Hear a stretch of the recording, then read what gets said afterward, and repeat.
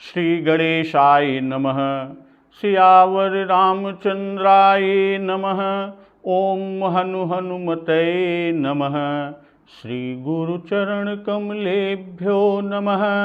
उमापति महादेवाय नमः। प्रभु श्री रामचंद्र जी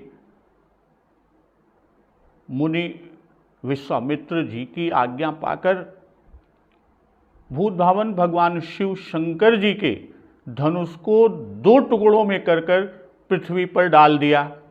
और यह सब देखकर सभी लोग सुखी हुए। तो प्रभु 2 चाप खंड मही डारे, देख लोग सब भय सुखारे। कौशिक रूप पयो निधि पावन, प्रेम बारी अवगाहु सुहावन। तो विश्वामित्र रूपी पवित्र समुद्र में, जिसमें प्रेम रूपी सुंदर अथाह जल भरा है, कि प्रेम बारी अवगाहु सुहावन। और राम रूपी पूर्ण चंद्र को देखकर पुलकावली रूपी भारी लहरें बढ़ने लगी और आकाश में बड़े जोर से नगाड़े बजने लगे। और जो देवांगनाएं हैं वो गान करके गाना गाते हुए नाचने लगी, नृत्य करने लगी। ब्रह्मादिक सुर सिद्ध मुनीसा, प्रभु ही प्रशंसा ही देहि असीसा। बरसहि सुमन रंग बहुमाला, गावहि किन्नर गीत रसाला।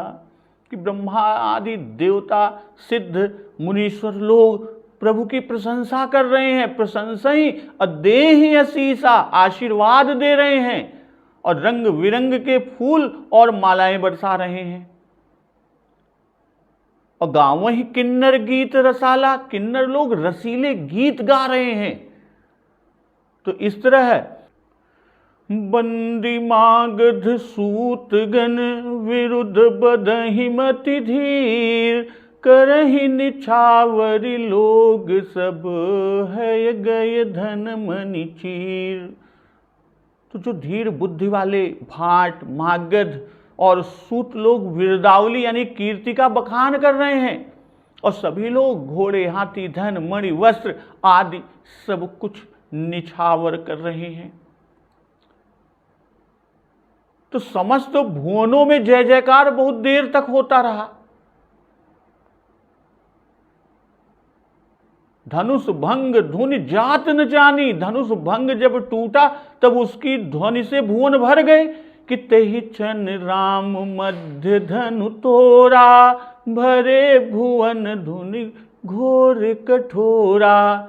और जब धनुष भंग की ध्वनि से भुवन खाली हो तब तो जय जय की वाणी से भुवन भरे। इसीलिए बाबा गोस्वामी तुलसीदास जी ने धनुर्भंग ध्वनि के जाने की बात कही कि धनुष भंग धुनि जात न जानी। धनुष भंग की ध्वनि का मूल क्या है? धनुष है। सो धनुष वो रह नहीं गया।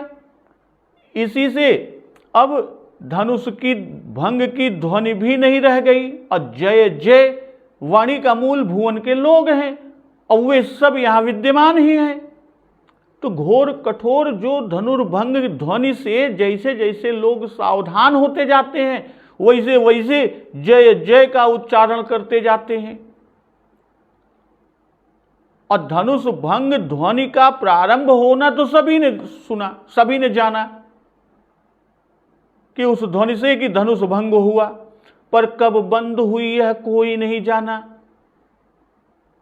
कहने का भाव कि धनुष भंग की ध्वनि पूरी तरह बंद भी नहीं हो पाई थी कि जय जय की ध्वनि होने लगी सारे ब्रह्मांड में। ऐसी भर गई यह ध्वनि कि धनुर्भंग की ध्वनि उसी में विलीन हो गई, उसका आता पता ही नहीं रह गया। अमुदित कहीं जह तह नर नारी, भंजऊ राम शंभु धनु भारी। भाई ब्रह्मादि का उत्सव कहकर पूर्व के नर नारी का उत्सव कहे हृदय का आनंद मुख से प्रकट करने लगे कि भंजऊ राम शंभु धनु भारी। और ब्रह्मादिक आदि देवता कि प्रभु ही प्रशंसा ही दे ही असीसा, तो वैसे ही सब स्त्री पुरुष मुदित कहें जह तह नर नारी, कि वो भी प्रशंसा कर रहे हैं। और धनु भारी, राम जी तो अति सुकुमार हैं, तो वे शंभु धनु को तोड़ने के योग्य नहीं थे। तो ये वही पुर नारी हैं जो मंचों पर बैठे हुए हैं, और जिनके पहले भी बाबा जी ने लिखा कि नर नारिन सुर सुकृत मनाए। तो जो जहां है वहीं आश्चर्य था, इसी से कह रहे हैं कि राम जी ने भारी धनुष को तोड़ा। भाई वही ईश्वर का धनुष था, इसी से भारी था। भूतभावन भगवान शिव शंकर जी का धनुष था, और किसी के भी टसकाए टसका नहीं था। तो उस पर बंदी मागध सूत जन विरुद्ध बदहिमति धीर, कि बिरदावली कथन करने में बंदीगण मुख्य है। जैसे पहले कहा कि तब बंदी जन जनक बुलाए, विरदावली कहत चली आए। तो विरद यानी वीरता का बाना कहते हैं, और यहां वीरता का काम किया है। और मति धीर यानी बुद्धि को धीर किए हुए हैं, पढ़ने में जल्दी नहीं करते। भाई बंदी मागध, मागध वंश के प्रशंसक, असूत जो पौराणिक के गण अर्थात समूह, ये सब निछावर लेने वाले हैं और प्रशंसा करके सबसे निछावर ले रहे हैं। और जो सुहावने ध्वनि नगाड़े सहनाई शंख बज रहे हैं कि झांझ मृदंग शंख सहनाई, भेरी ढोल दुंदुभी सुहाई। बाजही बहु बाजने सुहाए, जह तह जुब तिन्ह मंगल गाए। सखिन सहित हर्षी अति रानी, सूखत धान पराजनु पानी। तो झांझ मृदंग शंख सहनाई भेरी ढोल और सुहावने छोटे नगाड़े। तो झांझ मजीरे की तरह है, पर उससे बहुत बड़े कांसे के ढके हुए तस्तरी के आकार का दो ऐसे गोल टुकड़ों को जोड़ा, उसका टुकड़ों का जोड़ा है कि जिनके बीच में कुछ उभार होता है और उसी उभार में एक छेद होता है। अब मृदंग इसके दोनों मुंहों पर दोनों ओर चमड़े से मढ़े होते हैं और इनका ढांचा पक्की मिट्टी का होता है, इससे वह मृदंग कहलाता है। तो यहां कि झांझ मृदंग शंख सहनाई भेरी ढोल और सुहावने नगाड़े। अब बाजहि बहु बाजने सुहाए, जह तह जुवतिन मंगल गाए। अब बहुत से सुंदर बाजे सुहावने बज रहे हैं, और जहां तहां युवावस्था वाली स्त्रियां मंगल गान कर रही हैं। जुवतिन मंगल गाए, युवतियां मंगल गान कर रही हैं, गाने गा रही हैं। और सखिन सहित हर्षी अति रानी, सूखत धान पराजनु पानी। और सखियों सहित सब रानियां अत्यंत हर्षित हो गई, आनंदित हो गई, और ऐसा लगा कि जैसे सूखते हुए धान पर पानी पड़ गया हो। तो झांझ मृदंग शंख सहनाई, भेरी ढोल दुंदुभी सुहाई। तो यहां श्री राम जी की विजय हुई। इसी से जो बाजे विजय के समय बजाए जाते हैं वही बजाए गए। जैसे कि भेरी नफीरी बाज सहनाई, मारु राग सुभट सुखदाई। तो यहां सुहाई कहे तो सुहाई का भाव कि ये बाजे वीर रस के प्रारंभ में वीरता को उत्तेजित करने के लिए जोर जोर से बजाए जाते हैं। जैसा लंका कांड में उल्लेख है कि पनव निशान घोर रव बाजही, प्रलय समय के घन जनु गाजही। तो यहां वीरता का काम हो चुका। इसी से यहां जोर से न बजाकर सुहावने रूप में बजा रहे हैं, यानी वह सभी वाद्य यंत्र सुहावने बज रहे हैं। जैसे सहनाई के साथ छोटी नगड़िया रहती है, वैसे ही यहां ढोल के साथ दुंदुभी बज रही है।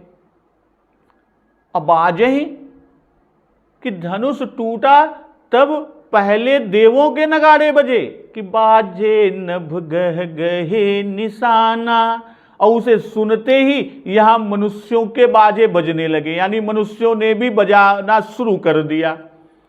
तब उसके बाद मंगलगान और निछावर आदि सब हुए।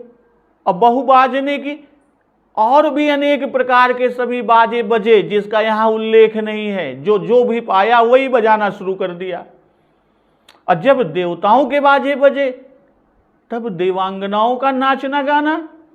तो जैसे वहां पर देवताओं के बाजे के बजने पर देवांगनाओं का नृत्य और गान उठी, उसी प्रकार से जब मनुष्यों के बाजे बजे तब मनुष्यों की स्त्रियों युवतियों ने गाना और नृत्य करना शुरू किया। और यहां राज्यसभा है भाई, कुलवती स्त्रियों के नाचने का मौका नहीं है, इसी से यहां पर सिर्फ गान कहा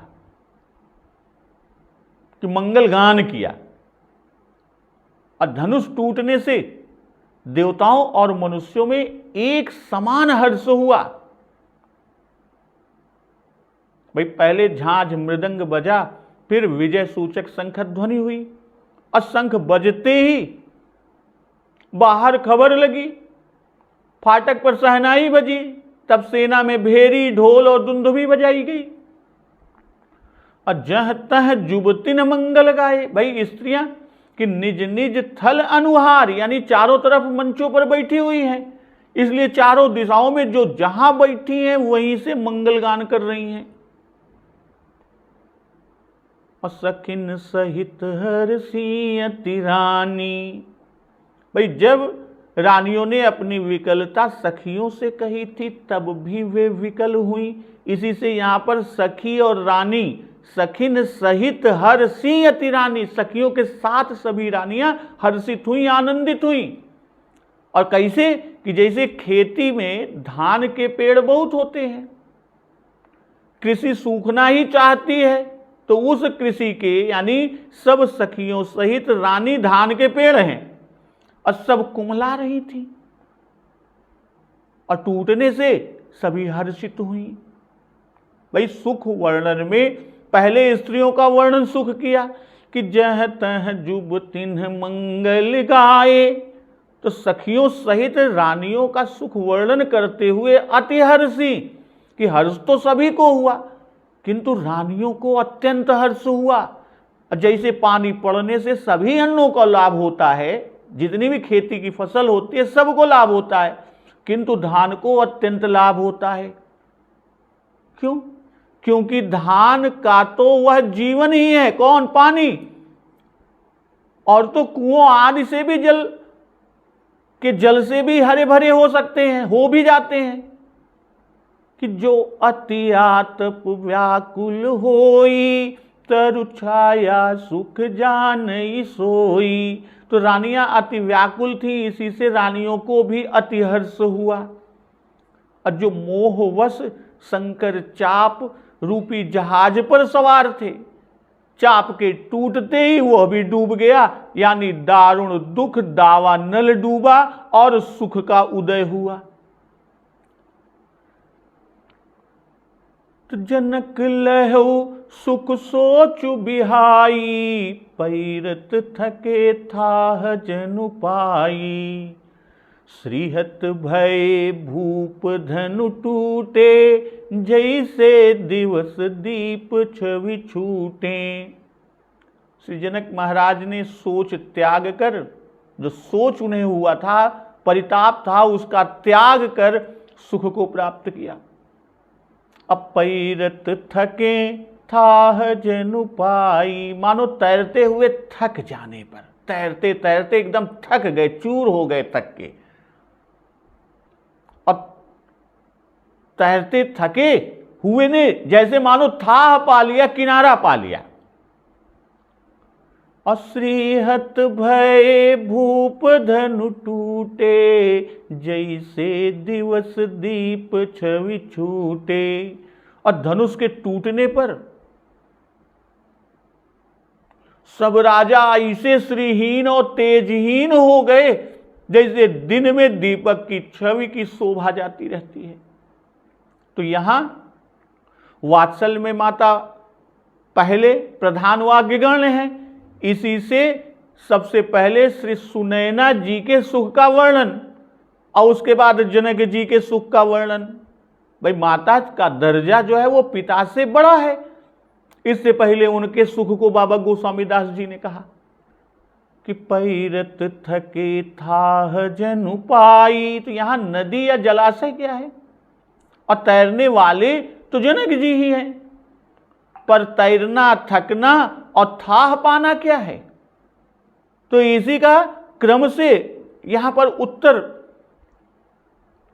कि सोच समुद्र है, और विवाह के लिए धनुष तोड़ने की प्रतिज्ञा करके सोच में पड़े, यही तैरना है। अब प्रतिज्ञा पूरी न हुई जिससे वे पछताने लगे कि जव जन तेऊ बिनु भट भुवि भाई, तव पन करी हो तेऊ न हसाई। तो यही थकना है। भाई जैसे समुद्र में थाह न मिलने पर या थाह मिलने की आशा और भरोसा नहीं, वैसे ही श्री राम जी धनुष तोड़ देंगे, यह आशा और भरोसा नहीं था। तो सोच समुद्र में, सोच रूपी समुद्र में तैरते तैरते थक गए। तो वैसे ही श्री राम जी के ऊपर उनको विश्वास नहीं था, तो श्री राम जी ने धनुष को तोड़ डाला, जिससे सोच टूट गया और सुख मिला। तो यही सुख का मिलना ही थाह का पाना है। भाई प्रतिज्ञा समुद्र, सोच जल, दीप दीप के भूपति नाना, आए सुनि हम जोपन उठाना। यह सब तैरना। लिखान विधि बय देहि विबाहु, सुकृत जाऊ जव पन परिहरऊ। और दूसरी तरफ कि कुंवरी कुंवारी रहूं का करूं। तो यहां से थकना प्रारंभ हो गया, थकाई लगनी शुरू हो गई। और ये कि जव जन त्यों बिनु भट भुवि भाई, तव पन करी हो त्यों न हसाई। यह यहां पर जब जनक जी का परिताप पहुंचा तो वो पूरी तरह से थक जाना हुआ। और श्रीहत भये भूप धनु टूटे, जैसे दिवस दीप छवि टूटे, तो सूर्य दिन दीप अंधकार, इनका जो उल्लेख यहां पर है कि ये क्या है।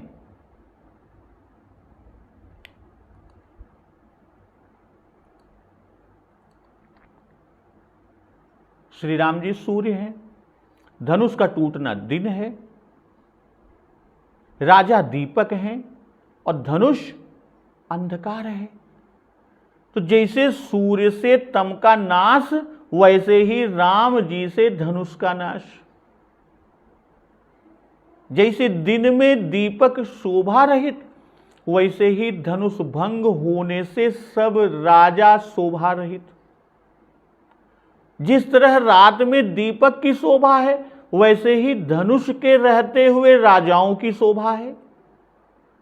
और तब तक किसी की छोटाई बड़ाई नहीं थी, सब बराबर थे। और राजाओं की श्री दीपक की छवि है कि दिवस दीप छवि छूटे कहकर प्रभु श्री राम जी की श्री और राजाओं की श्री में इस प्रकार का और इतना बड़ा अंतर बताया कि जैसे सूर्य और दीपक में अंतर है। पहले कि प्रभु ही देख सब नृप ही हारे, जनु राकेश उदय भय तारे। क्योंकि तब कुछ कुछ शोभा बनी हुई थी, और अब सब शोभा जाती रही, सारा शोभा चला गया, सारी श्री खत्म हो गई, वे निस्तेज हो गए। इससे दिवस दीप छवि छूटे। और पहले भी राजाओं का श्रीहत होना कहा गया कि श्रीहत भय हारी ही राजा, परंतु तब तक धनुष नहीं टूटा था। इससे वहां दीपक की वह कोई भी उपमा नहीं दी थी। बाबा गोस्वामी तुलसीदास जी ने वहां कोई उपमा नहीं दी। धनुष रूपी तम के रहते दीपक की शोभा बनी रही। धनुष टूटने पर श्री बिल्कुल नष्ट हो गई। तब दीपक की उपमा को यहां पर दिया कि जैसे दिवस दीप छवि छूटे। और सीता जी का इसके बाद सुख वर्णन किया, किसी सुख ही बरनीय के ही भांति, जनु चात की पाई जलु स्वाति। राम ही लखनु बिलोकत कैसे, ससी चकोर किशोर कु जैसे। किशोर कु यानी छोटा बच्चा, जैसे बाल और बालक वैसे ही किशोर और किशोर। तो श्री सीता जी का, जनक नंदिनी सीता जी के सुख का किस प्रकार वर्णन किया जाए, तो ऐसा जान पड़ता है मानो स्वाति का जल पाकर चातकी सुखी हो रही है कि जनु चातकी पाई जल स्वाति। और राम ही लखनु बिलोकत कैसे, ससी चकोर किशोर कु जैसे। और श्री लक्ष्मण जी श्री राम जी को कैसे देख रहे हैं, जैसे चकोर का बच्चा चंद्रमा को ताकता है, चंद्रमा की ओर निहारता है। तो श्री जनक नंदिनी सीता जी की अवस्था राम जी ने देखी तो ऐसी हो रही थी जैसे प्यासा बिना पानी के मर रहा हो कि त्रिसिति बारी बिनु जो तनु त्यागा। अब जैसे चातकी को स्वाति की बूंद मिल जाए और प्यास मिट जाए और वह सुखी हो जाए, तो वैसा ही सुख श्री जनक नंदिनी मां सीता जी को हुआ। भाई वर्षा के सब नक्षत्र बीत गए, चातकी को जल न मिला, उसकी प्यास बढ़ती ही गई, वह मरणोन्मुख हो रही थी। तब स्वाति की वर्षा हो गई।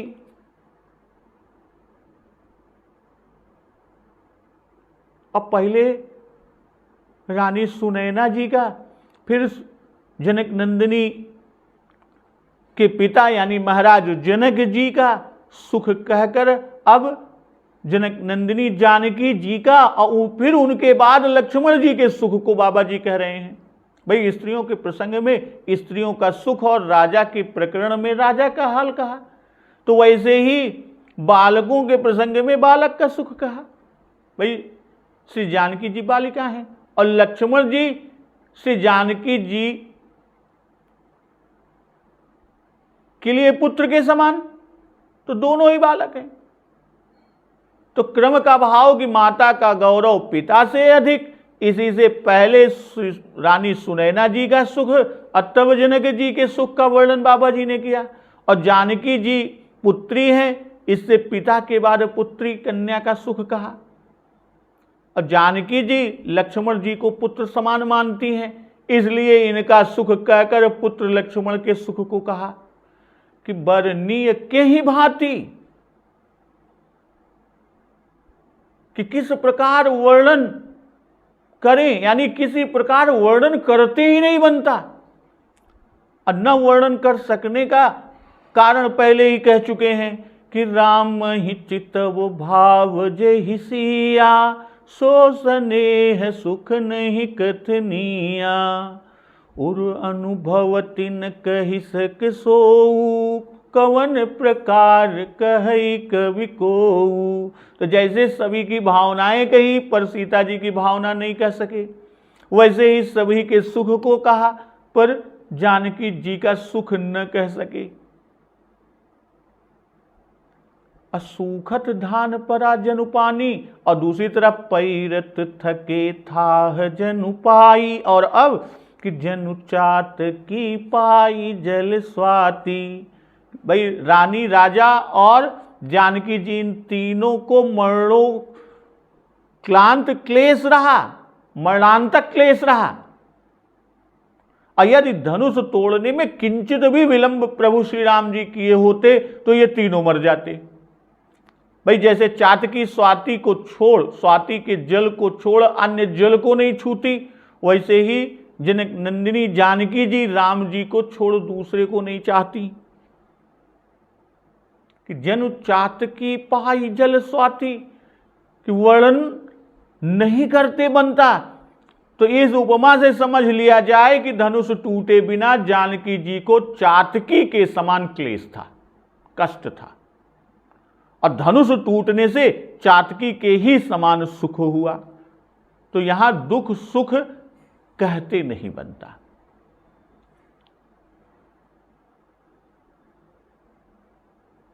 तो राम ही लखनु बिलोकतु कैसे, शशि चकोर किशोर कुजैसे। तो शशि चकोर किशोर कुजैसे, भाई जनक नंदिनी सीता जी के लिए चातकी और लक्ष्मण जी के लिए चकोर का दृष्टांत दिया, और दोनों श्री राम जी के अनन्य भक्त हैं। और पहले ही राम रूप राकेश निहारी से राम जी को राकेश कहाए, चंद्रमा कहाए, और वही प्रसंग चला रहा है। इसी से यहां भी चंद्रमा और चकोर का ही दृष्टांत दिया। भाई रानी राजा और जानकी जी को राम जी प्राप्त नहीं थे। अब यहां पर कि जब धनुष टूटे और संबंध हो तब तो वे मिले, और इसी से सूखते धान में पानी पड़ने और तैरते में थकने पर थाह का मिलना, थाह को पाना, और चातकी को स्वाति के जल का मिलना, इसकी उपमा दिया। कौन? बाबा गोस्वामी तुलसीदास जी ने। और ये तीनों बड़े व्याकुल थे, इसी से इनको बड़ी व्याकुलता, यानी व्याकुलता होने पर क्लेश से मिलना कहते हैं। और विश्वामित्र जी और लक्ष्मण जी दोनों राम जी के संबंधी हैं, और दोनों को राम जी प्राप्त हैं। इससे इनको क्लेश से पाने वालों की उपमाओं को नहीं दिया, यानी इन्हें क्लेश नहीं है। भाई श्री रामचंद्र जी को चंद्र और लक्ष्मण जी को चकोर किशोरक, कि जैसे चंद्रमा से चकोर सदा सुख पाता है, वैसे ही लक्ष्मण जी राम रूप से सदा सुख पाते हैं। भाई मुनि के सुख पाने में नियम है, भाई पूर्णिमा का नियम जैसे समुद्र को, तो लक्ष्मण जी के सुख में कोई नियम नहीं है। भाई समुद्र की उपमा देकर यह दर्शाया कि इनका सुख सब दिन नहीं, जैसे समुद्र में ज्वार भाटा केवल पूर्णिमा को आता है। तो ये तो मांग लाए थे, ब्याह के बाद फिर साथ छूट जाएगा मुनिवर का, लेकिन तो लक्ष्मण जी को तो साथ सदैव प्राप्त है। तो लक्ष्मण जी किशोर हैं, इसी से इन्हें चकोर किशोरक अर्थात बाल चकोर बाबा गोस्वामी तुलसीदास जी ने कहा कि शशि चकोर किशोर जैसे, कि जैसे चकोर अग्नि को भक्षण करते हैं, उनके अंतस यानी अंतःकरण में गर्मी विशेष रहती है, तो वह चंद्रमा की तरफ दृष्टि देते हैं, देखते हैं, तो उनको चंद्रमा की शीतलता बहुत सुख देती है। तो ठीक उसी तरह ही राजा जनक जी के वचनों ने लखन लाल जी के अंतःकरण में क्रोध रूपी अग्नि को उत्पन्न कर दिया था, वो अग्नि पैदा कर दी थी। और जब प्रभु श्री राम ने धनुष को तोड़ दिया, तब धनुष के तोड़ने की शीतलता राम जी के द्वारा लखन लाल जी के क्रोध रूपी अग्नि की गर्मी को शांत कर रही है। इसी से राम जी को देखने से लखन लाल जी को तृप्ति नहीं होती है। तो सतानंद तब आय सुदीन्हा, सीता गमनु राम पहि कीन्हा। जब प्रभु श्री रामचंद्र जी ने धनुष के दोनों खंड पृथ्वी पर डाल दिए, मंगल गान आदि होने लगा, बाजे नगाड़े शंख ध्वनि सहनाई आदि बजने लगे, तब श्री सतानंद जी ने आज्ञा दिया कि सीता गमनु राम पहि कीन्हा। इसलिए सीता जी ने राम जी के पास गमन किया, अर्थात उनके पास गई। असंग कैसे गई कि संग सखी सुंदर चतुर गावहि मंगल चार, गवनी बाल मराल गति सुख मायंग अपार। तो साथ में सुंदर चतुर सखियां मंगलाचार, मंगल के गीत गाते हुए जा रही हैं, गीत गा रही हैं, और श्री सीता जी बाल हंसिनी की चाल से चली और उनके अंगों में अपार परमा शोभा है। तो यहां पर आयसुद्दीन किसने, सतानंद जी ने क्या आज्ञा दी, यह यहां पर नहीं खोला। यहां पर बाबा जी ने कुछ नहीं, वैसे इतना कहा आज्ञा दी, और आगे जब सीता जी ने पास जाकर जयमाल पहनाया तब यह ज्ञात हुआ कि जयमाल पहनाने की आज्ञा दी थी। तो सतानंद आयसुद्दीन, भाई पहली बार जनक जी को बुलाना लिखा गया कि जान सु अवसर सी तब पठई जनक बुलाई, अर्थात रंगभूमि में सीता जी जनक जी की आज्ञा से आई, और अब जयमाल पहनाने की आज्ञा सतानंद जी ने दिया। ऐसा क्यों? जनक जी भी तो आज्ञा दे सकते थे। नहीं, क्योंकि जयमाल पहनाना एक प्रकार से विवाह ही है, और विवाह में पिता नहीं, विवाह में पुरोहित प्रधान होता है। इसी से यह कार्य पुरोहित की आज्ञा, सतानंद जी की आज्ञा से हुआ। और विश्वामित्र जी इस समय श्री रघुनाथ जी के पुरोहित हैं, इसीलिए धनुष तोड़ने की आज्ञा विश्वामित्र जी ने दिया, और धनुष टूटने पर जयमाल जनक जी की तरफ से पड़ा। इसी से जयमाल की आज्ञा जनक जी के पुरोहित ने दिया। तो यहां विवाह तीन प्रकार से, प्रण, जयमाल और लोक व्यवहार। विवाह पुरोहित द्वारा होता है, सो प्रतिज्ञा के विवाह में राम जी के पुरोहित ने आज्ञा दिया कि उठहु राम भंजऊ भव चापू, और जयमाल विवाह में जनक जी के पुरोहित सतानंद जी ने आज्ञा दिया कि सतानंद तब आयसुदीन्हा। लोक व्यवहार वह जब जनक जी के दूत अयोध्या जाएंगे और अयोध्या से महाराज दशरथ जी बारात के साथ आएंगे, तो लोक व्यवहार बारात के आने पर होगा। तो संग सखी सुंदर चतुर गावहि मंगल चार, गवनी बाल मराल गति सुख मायंग अपार। तो सुंदर चतुर ये सखियां सदैव जनक नंदिनी जानकी जी के साथ रहती हैं। जब फुलवारी में गई तब इनको चतुर सुंदर कहा कि संग सखी सब सुभग सयानी, और जब रंगभूमि में आई जनक नंदिनी जी तब भी इनको सुंदर और चतुर कहा कि चतुर सखी सुंदर सकल सादर चली लेवाई। तो तीनों बार वही सखियां साथ है, जैसे कि चतुर सखी लखी कहा बुझाई, पहिरावहु जयमाल सुहाई। इसका भी आगे उल्लेख मिलेगा। तो जानकी जी की विदेह दशा को देखकर सखियों ने जयमाल पहनाने को कहा, यही चतुरता है।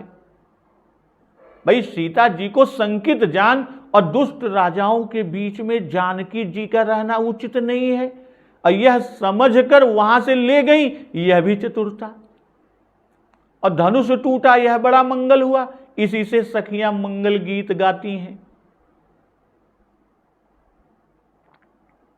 अब सीता जी के चलने, सीता जी के जाने पर कौन सी मोहक छवि होती है, सीता जी कैसे सुहाती हैं, किस तरह आगे का प्रसंग, उसका अमृत रसपान हम लोग अगले दिवस की कथा में करेंगे। तो आज के प्रसंग का समापन भूत भावन भगवान शिव शंकर जी की एक स्तुति के साथ।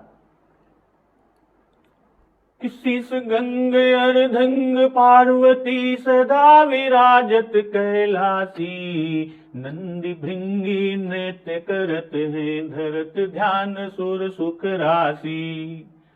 शीतल मंद सुगंध पवन बह बैठे हैं शिव अविनाशी। करत गान गंधर्व सप्त स्वर राग रागिनी मधुरासी। यक्ष रक्ष भैरव जह डोलत बोलत है वन के वासी। कोयल शब्द सुनावत सुंदर भ्रमर करत है गुंजासी। कल्पद्रुमय रूपारिजात तरु लाग रहे हैं लक्षासी। कामधेनु कोटिन जह डोलत करत दुग्ध की वर्षासी। सूर्यकांत सम पर्वत शोभित चंद्रकांत सम हिम राशि। नित्य छवो ऋतु रहत सुशोभित सेवत सदा प्रकृति दासी।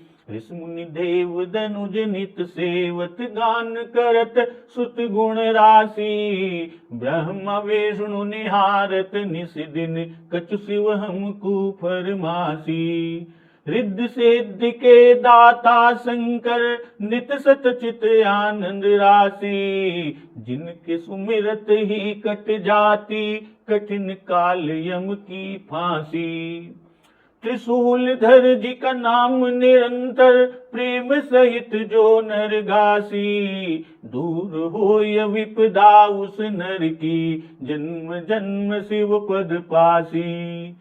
कैलासी के वासी अविनाशी मेरी सुध लीजो। सेवक जान सदा चरणन को अपनो जान कृपा कीजो। तुम तो प्रभु जी सदा दयामय अवगुण मेरे सब ढकियो। सब अपराध क्षमा कर शंकर किंकर की विनती सुनियो। किंकर की विनती सुनियो। बोलिए सियावर रामचंद्र की जय। पवन सुत हनुमान की जय। जगत जननी माँ जगदम्बा की जय। गुरुदेव भगवान की जय। उमापति महादेव की जय। जय श्री राम।